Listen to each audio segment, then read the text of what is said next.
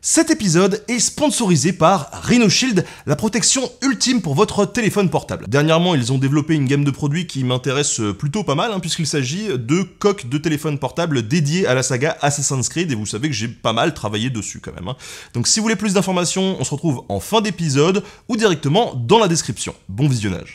Mes chers camarades, bien le bonjour. Elles se réunissent la nuit dans des lieux mystérieux, leurs adeptes encagoulés, à peine éclairés par des flambeaux, laissent entendre une nuée de rires démoniaques, tandis qu'elles décident du sort du monde. Elles, ce sont les sociétés secrètes. Et j'espère sérieusement que vous ne croyez pas à tout ce folklore, puisque aujourd'hui on va pas faire dans le complotisme, c'est pas le genre de la maison. On va plutôt faire de l'histoire, parce que s'il n'y a pas de ficelle à tirer ni de gigantesque complot mondial, les sociétés secrètes, elles ont en revanche une réalité historique et elles ont pu avoir leur importance. Allez, on va lever le secret sur les discrets francs-maçons, les mystérieux Illuminati, les dingues du Ku Klux Klan, l'obscur Skull and Bones, les ésotériques de la Rose-Croix, et ceux qui ont pris un peu plus la lumière grâce aux jeux vidéo, la secte des assassins. Un beau programme garanti sans secret.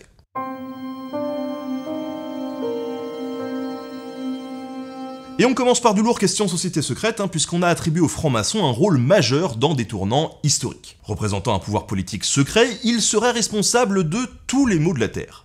Historiquement d'abord, la franc-maçonnerie telle que nous la connaissons actuellement est plutôt récente, puisqu'elle n'apparaît qu'au début du XVIIIe siècle en Angleterre. Ses racines sont cependant plus anciennes, puisque la version anglaise du mot Freemason est attestée depuis le XIVe siècle. Le mot désigne alors un maçon très qualifié qui, librement, va d'un chantier à l'autre. Ouais, c'est comme le port-salut, c'est marqué dessus quoi. Les artisans de l'époque, organisés en corporation, ne pouvaient pas eux se déplacer comme ils le voulaient. À proximité des chantiers, les maçons libres installent généralement un foyer, appelé loge, et s'y réunissent pour discuter, échanger des techniques et tous les apprentissages utiles à leur métier de bâtisseur. Au fil du temps, ces loges auraient progressivement accueilli d'autres personnes ne travaillant pas dans le bâtiment, et seraient surtout devenus des lieux de débat plus ou moins philosophiques. Ces groupes, basés sur la solidarité et l'entraide mutuelle, acceptent de plus en plus de monde, mais il faut être choisi par un des membres pour y entrer. En 1717, 4 loges décident de fusionner dans une grande loge de Londres. C'est la naissance de la franc-maçonnerie moderne. Par la suite, des loges se créent dans toutes les autres villes d'Angleterre, de France, d'Europe et même d'Amérique. Par leur pouvoir d'attraction et un effet de mode, elles réunissent les élites cultivées du siècle des Lumières. Pour ne citer que Voltaire, Casanova, le marquis de Lafayette, Benjamin Franklin, Mozart ou encore George Washington étaient tous des francs-maçons. De nombreux révolutionnaires français sont aussi francs-maçons, et des théories du complot ont pu prétendre dès 1797 que la Révolution française était à leur initiative, en oubliant au passage qu'elle avait décapité l'organisation au sens figuré et au sens propre, car de très nombreux frères étaient de la noblesse. Au XIXe siècle, la franc-maçonnerie ne cesse de se développer sur tous les continents, mais elle se divise en de nombreuses branches que l'on appelle des obédiences. Elle fournit des laboratoires d'idées où, grâce au secret des discussions, des thèmes audacieux peuvent être envisagés librement. Le rôle de l'organisation est ainsi souvent évoqué dans l'établissement de la laïcité en France. On est loin du truc religieux donc, mais malgré tout, les cérémonies paraissent bien mystérieuses pour ceux qui ne sont pas initiés à la franc-maçonnerie, parce que les symboles sont absolument partout. Moi-même, j'ai eu la chance dans mon ancienne vie de filmer une grande loge maçonnique pour un reportage, et je dois l'avouer, ça fait un peu mystique. On y retrouve les symboles liés à l'architecture évidemment, comme l'équerre, le compas, le fil à plomb, ou encore Dieu, appelé le grand architecte de l'univers. Mais dans les temples maçonniques, les rituels empruntent un peu partout. À la Bible, à l'alchimie, à l'Antiquité égyptienne et même aux Templiers. Les membres, appelés frères, utilisent des signes secrets pour se reconnaître. La franc-maçonnerie est en fait une société initiatique dans laquelle on gravit différents grades au fur et à mesure de son élévation morale et de son expérience maçonnique. D'abord apprenti, puis compagnon et enfin maître. Les francs-maçons, ils kiffent les jeux de rôle quoi. D'ailleurs, ce document, qui date de 1876, c'est ni plus ni moins qu'un certificat de maître maçon. Voilà. Pour une société soi-disant secrète, ça fait déjà beaucoup d'informations que je vous donne dessus, non ? On peut se poser une question du coup. Est-ce que tout se sait sur la franc-maçonnerie ? Eh bah, pas totalement. 2 secrets doivent toujours être maintenus. Ce qui s'est dit lors des réunions d'abord. Le maçon ne doit rien répéter afin de permettre une totale liberté de parole et d'opinion au cours des débats. Ensuite, il doit absolument garder le secret de son appartenance à l'ordre. Chacun peut déclarer qu'il appartient à la franc-maçonnerie, et c'est assez courant d'ailleurs. Mais personne n'est autorisé à dévoiler le nom d'un frère ou d'une sœur. Et oui, parce qu'il existe aussi des loges féminines. Et pour le coup, ça c'est un truc qui a évolué au cours du temps, parce qu'auparavant, il ne fallait même pas avouer à sa famille, à ses proches et à son conjoint qu'on était dans la franc-maçonnerie. Je dis rien, mais c'est quand même chaud de dire je vais chercher le pain, de revenir 4 heures plus tard et de tenter de faire passer ça avec un petit non mais il y avait la queue. Face à cette discrétion, on accuse la franc-maçonnerie de tout et de son contraire. D'être anti-catholique ou anti-protestante, favorable au diable ou trop soumise à Dieu, communiste ou capitaliste, soumise aux juifs ou antisémite, etc. La vérité, c'est qu'il y a autant de branches dans la franc-maçonnerie qu'il en existe dans la société conventionnelle. Sur l'échiquier politique, il y a des loges de gauche et des loges de droite par exemple. En tout cas, dès le début du mouvement franc-maçon, il est assez mal perçu par l'Église. Ils iront même jusqu'à se faire excommunier. La première condamnation par le pape tombe en 1738 et n'est supprimée qu'en 1983. Les francs-maçons sont aussi persécutés par les régimes totalitaires. En URSS, on considère l'organisation comme étant d'origine bourgeoise.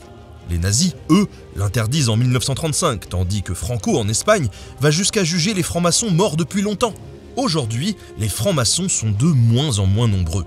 Dans les années 70, on en comptait environ 7 millions. Alors qu'aujourd'hui, ils ne sont plus qu'entre 2 et 3 millions dans le monde, dont les 2/3 aux États-Unis. Et gardez bien à l'esprit que tout ça, ça n'est qu'une estimation, parce que donner un nombre exact, c'est assez compliqué entre toutes les obédiences qui ne communiquent pas tous leurs effectifs. En France, il y en a quand même 22, donc c'est quand même pas mal. Si on devait résumer en quelques mots ce qui est devenu la franc-maçonnerie, on pourrait le résumer comme ça. C'est entre un club philosophique, un ordre initiatique, une communauté solidaire et fraternelle, un lobby politique ou un réseau de gens influents. En réalité, c'est un peu tout ça à la fois, et surtout, c'est une société plus discrète que secrète, finalement. En revanche, les francs-maçons ont beaucoup inspiré la prochaine société secrète que nous allons aborder, les Illuminati. Et pour le coup, on développera un petit peu moins les autres sociétés secrètes parce qu'elles s'organisent souvent sur le même schéma.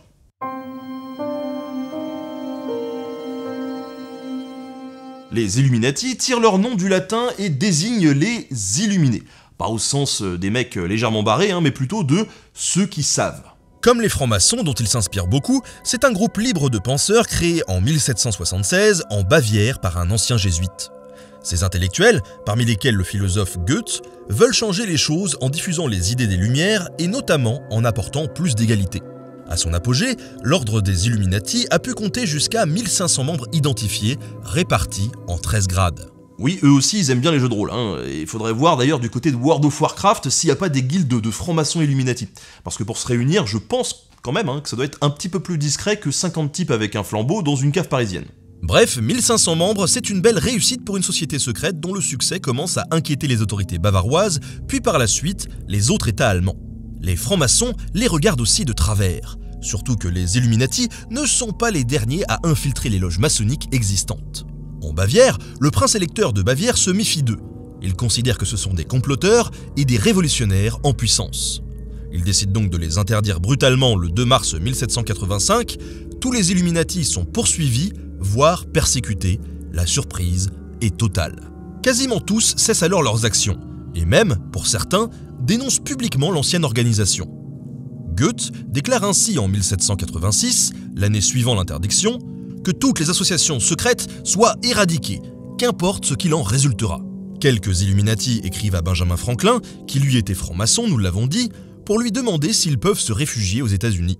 On ignore sa réponse, mais ça suffit à certains complotistes pour imaginer que le groupe s'y serait installé, influençant la construction du pays et encore de nos jours la politique américaine. Sans sombrer dans ces délires, il est incontestable historiquement que des élites allemandes ont pu être séduites par ces projets ambitieux de réforme sociale portés par les Illuminati. Et de façon assez probable, on retrouve d'anciens membres dans les clubs patriotiques qui se créent en Europe centrale pour soutenir la Révolution française. Et c'est très certainement la seule influence historique que cette société secrète éphémère a pu exercer. Je rappelle quand même qu'elle n'a duré que 9 ans. Mais elle a pu donner de bonnes idées à de bons romanciers comme Dan Brown, si on considère que le Da Vinci Code c'est bien. Mais bon, c'est pas trop à moi de juger ça.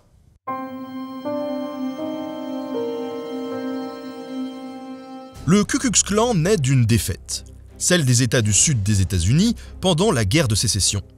Le 24 décembre 1865, 6 vétérans de l'armée confédérée qui s'ennuient ferme décident de monter une association pour refuser l'égalité avec les anciens esclaves noirs. Le nom est volontairement mystérieux. Ku Klux viendrait du grec kuklos, indiquant un cercle, et clan désigne le clan d'Écosse, les fondateurs étant d'origine écossaise. Pour entretenir le mystère, ils se cachent avec des draps qu'ils utilisent pour recouvrir leurs chevaux aussi masqués et sèment la peur chez les populations noires qu'ils croisent. Mais l'idée prend bien dans les campagnes du Sud, et en 1867, les fondateurs pensent qu'il est temps de structurer l'organisation. À Nashville, dans le Tennessee, ils se dotent de principes et d'un organigramme avec des titres ronflants largement inspirés du mythe du roi Arthur. Le dirigeant de l'ordre, le grand sorcier, est le général Nathan Bedford Forrest, qui a servi dans l'armée confédérée et s'était enrichi dans la vente d'esclaves.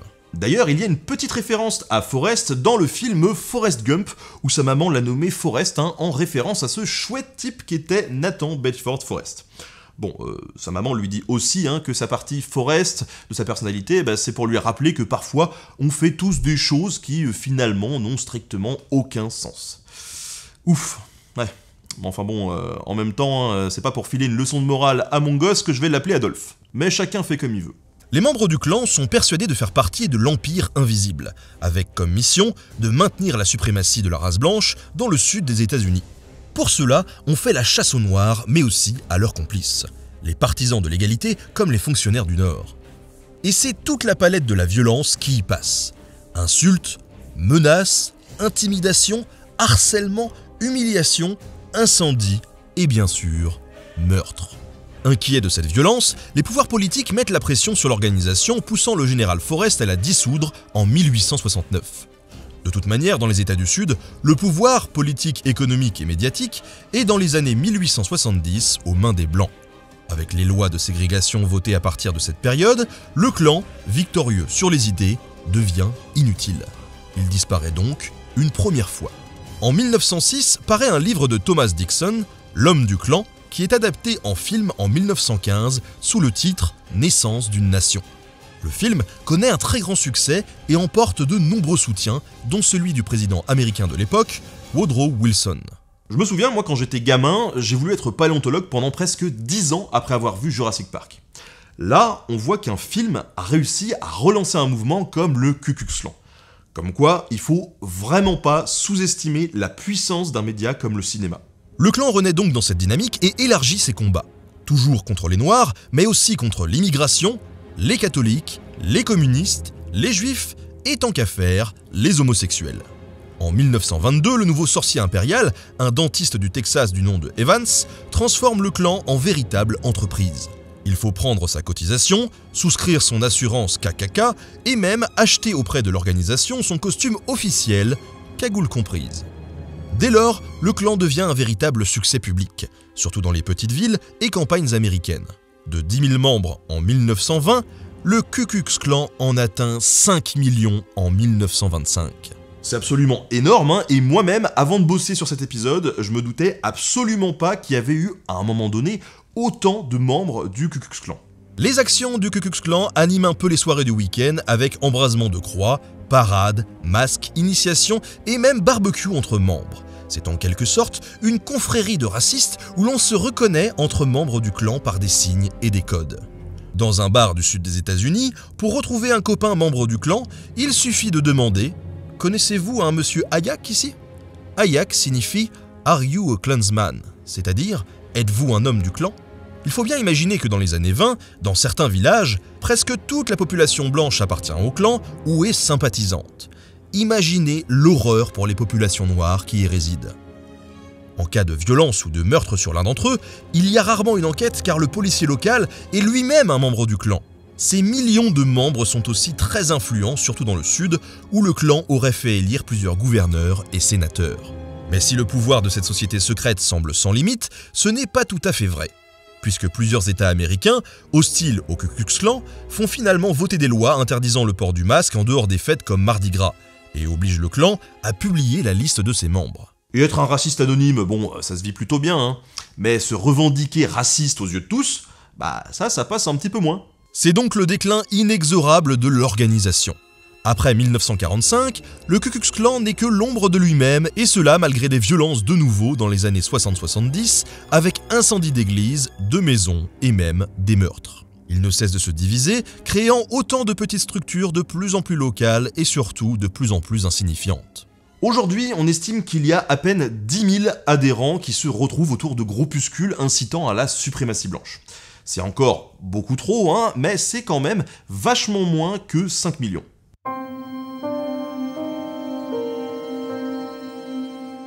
On reste aux États-Unis avec la prochaine société secrète, Skull and Bones. Là, on évoque probablement la plus secrète de toutes ces organisations. Ses membres ont l'interdiction totale de l'évoquer. Je vous arrête tout de suite, ça n'a rien à voir ni avec le Fight Club, ni avec les pirates, mais plutôt avec une confrérie d'étudiants de l'université américaine de Yale, pour être plus précis, une des plus prestigieuses des États-Unis. Ce groupe aurait été fondé par un certain William Huntington Russell en décembre 1832. Sur le modèle d'une société secrète allemande, le pays étant à l'époque assez spécialisé dans le genre, et Russell y ayant étudié pendant un an. On l'appelle Skull and Bones, aussi dénommé chapitre 322 ou la fraternité de la mort.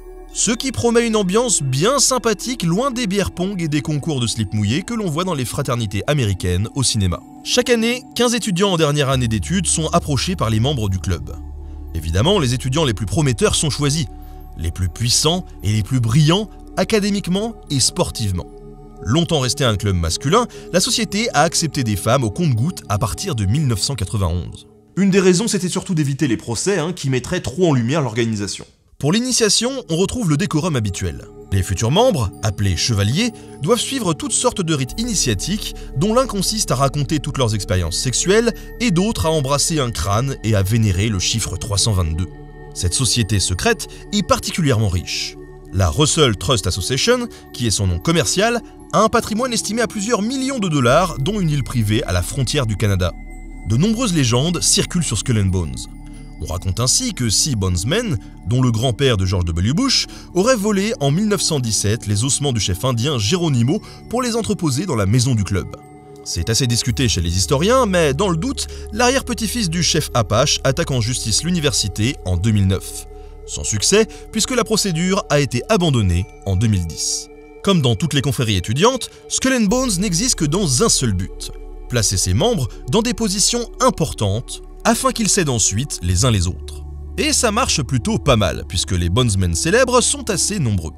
Parmi eux, les 2 présidents Bush, George Senior et George W. Bush, Henry Luce, le fondateur de Time Magazine, l'ancien candidat démocrate à la présidence John Kerry, et plus largement des sénateurs, juges, banquiers, sportifs, artistes et responsables de la CIA. Impressionnant mais aussi assez banal puisqu'on retrouve le même type de fraternité dans des autres universités prestigieuses comme le Club Fly à Harvard par exemple. En tout cas, il existe assez peu d'enquêtes sur Skull and Bones et les informations fiables sont plutôt rares. Du coup, vous en savez maintenant à peu près autant qu'on peut en savoir sur le sujet.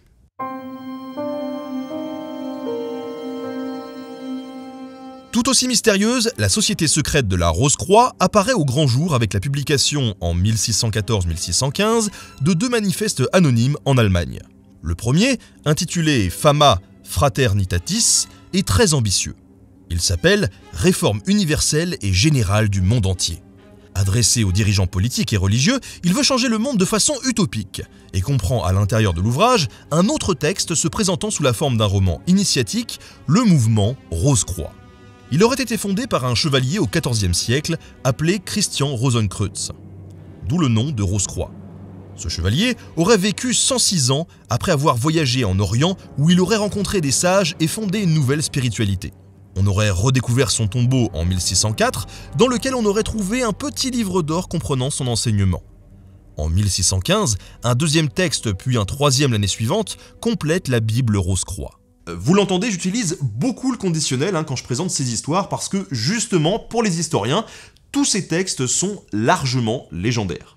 Christian Rosenkreuz n'a pas existé, et le mouvement serait parti en fait de jeunes luthériens au début du XVIIe siècle qui auraient souhaité une réforme plus radicale encore que la réforme protestante. C'était une utopie visant à créer une religion universelle réconciliant l'homme, la science et la nature. Le tout avec une bonne dose d'alchimie, d'ésotérisme et de principes de la Renaissance. Ce type d'utopie n'est d'ailleurs pas isolé et on en trouve d'autres en Europe à l'époque.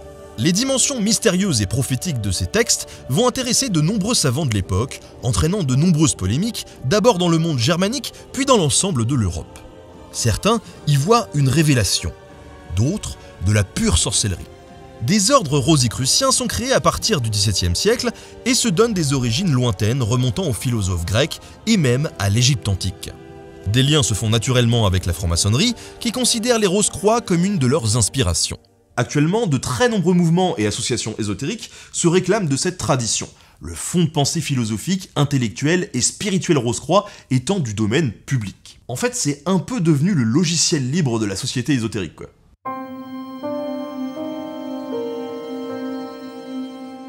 Pour la dernière partie de cette émission, je vous propose de revenir ensemble sur une société secrète / secte que vous connaissez sûrement de loin grâce à la saga Assassin's Creed, celle des Assassins. Pour la comprendre un peu mieux, il faut remonter au conflit entre les deux principales branches de l'islam, les sunnites et les chiites. Lors des guerres qui les opposent à partir de la fin du 7e siècle, et toujours maintenant soit dit en passant, les chiites sont battus. Ils se maintiennent cependant dans certaines zones et développent leur propre culture et clergé. Mais l'arrivée des Turcs seldjoukides, à partir des années 1050, change la donne. Ce sont des sunnites qui entendent bien faire revenir tous les musulmans du Proche-Orient au sunnisme. En Iran se développe un foyer de résistance chiite à partir des années 1090. À sa tête, Hassan Sabah. Il s'est converti à l'ismaélisme, une branche du chiisme, et a pris le contrôle d'une forteresse en Perse, Alamout, ce qui veut dire le nid de l'aigle, située à une centaine de kilomètres au nord-ouest de Téhéran, dans le massif de l'Alborz. Surnommé le vieil homme des montagnes, Hassan Sabah y fonde sa secte et forme des combattants destinés à lutter d'abord contre les Abbassides sunnites, puis contre les Turcs seldjoukides. Le mouvement, que l'on appelle les Nizarites ou Nizariens, est très structuré, efficace et ses membres observent une discipline et obéissance totale. On a d'ailleurs pu le comparer dans son organisation aux Templiers, qui eux aussi déchaînent les passions autour de tout un tas d'histoires légendaires. Je vous propose de voir mon épisode sur Arville, la commanderie d'Arville, la plus vieille commanderie templière de France, et celui sur le procès des Templiers pour en savoir un petit peu plus. Sur cette petite digression, revenons aux assassins. Une branche du mouvement s'établit en Syrie au XIIe siècle. S'il dispose de bons combattants, Hassan Sabah est conscient cependant de l'inégalité des forces. Loin d'être fou, plutôt que de miser sur des batailles rangées, il préfère développer des assassinats ciblés de dirigeants sunnites. Ces soldats d'élite sont des fédaïns, ceux qui se sacrifient, un mode d'action assez révolutionnaire pour l'époque. La méthode est toujours la même. Le combattant s'infiltre discrètement près de sa cible, puis la poignarde en public, en plein jour, de préférence devant une mosquée et à l'heure de la prière pour qu'il y ait un maximum de témoins. Et tout ça avant d'être tué lui-même dans la foulée. Oui bon ça se finit pas exactement comme dans le jeu vidéo, sauf si vous êtes mauvais. Parmi les meurtres les plus connus, il y a tout de même le sultan et le vizir de Bagdad, ce qui entraîne une guerre de succession dans l'Empire. On peut aussi citer le gouverneur de Mossoul, l'émir d'Alep et son fils. Quelques chrétiens croisés aussi, comme Conrad de Montferrat, roi de Jérusalem, ou Raymond II de Tripoli. Mais l'essentiel des morts reste sunnite. Par rapport au jeu, on est donc quand même assez loin de l'hécatombe de Templiers qu'on se fait. Parfois, les assassins ont bon dos, et par paranoïa ou intérêt politique, on leur attribue des meurtres qui n'ont pas grand-chose à voir avec eux. Et en même temps, les légendes étant nombreuses pour l'ordre des assassins, ce genre d'histoire passe souvent comme une thèse légitime parmi d'autres.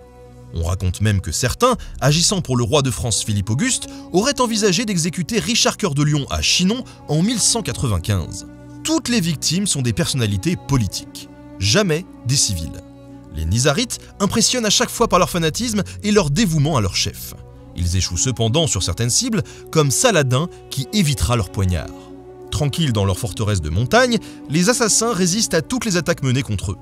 Parfois par des actions diplomatiques en utilisant les divisions des musulmans à leur avantage, mais aussi en acceptant, quand c'est nécessaire, de payer un tribut aux croisés hospitaliers. Leur fin arrive au XIIIe siècle avec de nouveaux conquérants, les Mongols, dirigés par Genghis Khan. En 1256, ceux-ci assiègent la forteresse de Mehmoundiz, obligeant le maître de l'ordre à se soumettre et à leur abandonner la plupart de ses forteresses, dont Alamout. Ses murailles sont rasées et sa bibliothèque, une des plus riches d'Orient et contenant les archives de la secte, part en fumée. La plupart des assassins sont exécutés et leur dernier bastion tombe en 1270. Quelques survivants partent en exil en Afghanistan, au Pakistan ou en Inde, mais il reste à expliquer un dernier truc. d'où venait leur nom d'assassin. On raconte que pour se motiver au combat, ils seraient drogués au hashish, d'où leur nom. Assassins venant de hashishin, enivrés de hashish. Le vieux de la montagne aurait créé un paradis artificiel dans sa citadelle avec un faux jardin et un harem d'esclaves pour motiver ses troupes et leur montrer ce qui leur était offert après leur sacrifice et la mort. La visite se faisant dans la fumée du hashish. Et on va pas se mentir, hein, le hashish, c'est pas la drogue que j'aurais choisi moi pour inciter à la violence. Hein. Un peu de Bob Marley ou de Doc Gynéco en plus, et bon, il serait peut-être pas devenu aussi célèbre. Hein. En tout cas, cette origine du nom dérivé du hashish viendrait probablement d'une erreur d'étymologie. Les sources orientales ne l'évoquent d'ailleurs pas du tout. En revanche, Marco Polo, qui passera dans la région 15 ans après la disparition des assassins, rapporte cette légende. Mais il n'a pas connu la secte et se contente de colporter des légendes à son sujet. Il contribue en tout cas largement à alimenter le mythe, repris au XIXe siècle par un orientalisme autrichien, Joseph von Hammer-Purgstall, puis au XXe siècle par un auteur slovène Vladimír Bartol, dans son roman Alamut paru en 1938, et enfin dans les années 2000 par la série de jeux vidéo Assassin's Creed. Dans ce dernier cas, la société secrète était un peu moins secrète donc, mais ça restait selon moi dans le thème vu les légendes qui entourent les assassins et tous les secrets qu'on leur prête. Merci à tous d'avoir suivi cet épisode où l'on a débunk quelques idées reçues et merci à Stéphane Genet pour avoir préparé l'émission. Cette dernière partie sur les assassins me fournit une très belle transition vers le sponsor de cet épisode que je vous ai présenté tout à l'heure, Rhino Shield. Si vous êtes comme moi, vous avez déjà éclaté plusieurs écrans de téléphone portable en les faisant bêtement tomber de quelques dizaines de centimètres de haut. Et on va pas se le cacher, ça fout les boules, surtout quand tu viens de l'acheter. C'est pour ça que protéger son téléphone avec une coque, c'est assez indispensable, même si ça protège pas non plus de tout, ça peut sauver des coups. Alors pourquoi ce partenariat avec Rhino Shield ?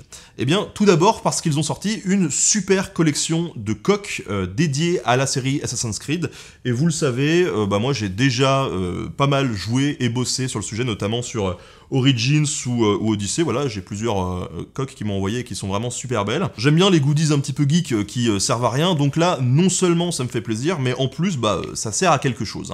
Donc vous allez me dire, pourquoi prendre une coque Rhino Shield et pas une coque à 5 balles sur le marché en bas de chez moi ? Qu'on soit clair, si vous éclatez votre téléphone volontairement au sol avec toutes vos forces, il y a peu de chances que le téléphone s'en sorte indemne, même avec une coque Rhino Shield, ça c'est clair et net. Mais même si comme ça se voit pas au premier coup d'œil, ces coques, elles absorbent et dispersent les chocs grâce à un polymère d'autant plus efficace qu'il a une structure en nid d'abeille. Voilà, je sais pas si on le voit d'ici, mais ça se voit bien. C'est pas juste du PVC plein, d'où l'absorption des chocs. Un autre truc aussi qui est pas mal, c'est qu'ils ont pas mal de choix sur les modèles, avec pas mal de possibilités de personnalisation, parce que après tout, peut-être que vous voulez pas spécifiquement un truc Assassin's Creed, et ça peut se comprendre.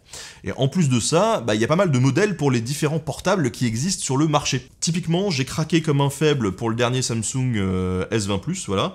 Et ils ont des coques pour ce téléphone portable-là, et moi, j'ai choisi la coque Assassin's Creed avec un archer parce que j'ai fait 50 tirs à l'arc et que j'adore ça. Voilà. Bref, si vous êtes intéressé, je vous mets un lien dans la description avec le code promo NOTABENE. Vous avez 15% de réduction sur tout le site. Merci à tous d'avoir suivi cet épisode. On se retrouve très bientôt pour une nouvelle aventure. Salut.